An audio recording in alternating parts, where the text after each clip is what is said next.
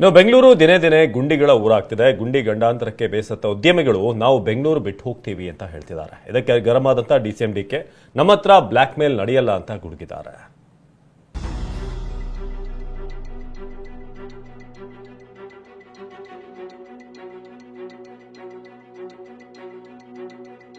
ಉದ್ಯಮಿಗಳು ಊರು ಬಿಡ್ತೀವಿ ಅಂತಿದ್ದಾರೆ. ವಿಪಕ್ಷಗಳು ಒಂದೇ ಸಮನೆ ಮುಗಿಬೀಳ್ತಾ ಇವೆ. ಸಾರ್ವಜನಿಕರು ಕೆಂಡ ಕಾರ್ತಾ ಇದ್ದಾರೆ. ಬೆಂಗಳೂರಿನ ರಸ್ತೆ ಗುಂಡಿಗಳು ರಾಜ್ಯ ಸರ್ಕಾರಕ್ಕೆ ಪೀಕಲಾಟ ತಂದೊಡ್ಡಿದೆ.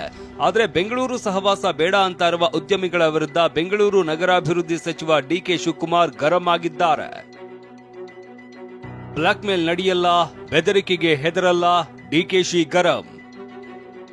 ಬೆಂಗಳೂರಿನಲ್ಲಿ 500ಕ್ಕೂ ಹೆಚ್ಚು ಖಾಸಗಿ ಕಂಪನಿಗಳಿವೆ. ಒಳ್ಳೆಯ ಸೌಲಭ್ಯ ಇರೋದಕ್ಕೆ ಕಂಪನಿಗಳನ್ನ ನಡೆಸ್ತಾ ಇದ್ದಾರೆ. ಯಾರೋ ಬ್ಲಾಕ್ ಮೇಲ್ ಮಾಡಿದ್ರೆ, ಬೆದರಿಕೆ ಹಾಕಿದ್ರೆ ಹೆದರಲ್ಲ ಅಂತಿದ್ದಾರೆ.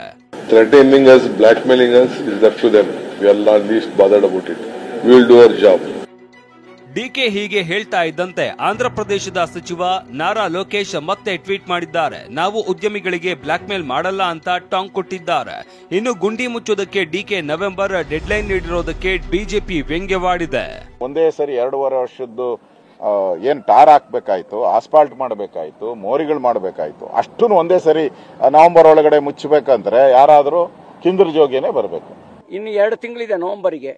ಗುಂಡಿ ಮುಚ್ತಾರೋ ಅಥವಾ ಜನನೇ ಇವ್ರನ್ನ ಗುಂಡಿಲಿ ಮುಚ್ಚಬೇಕೋ ನೋಡೋಣ.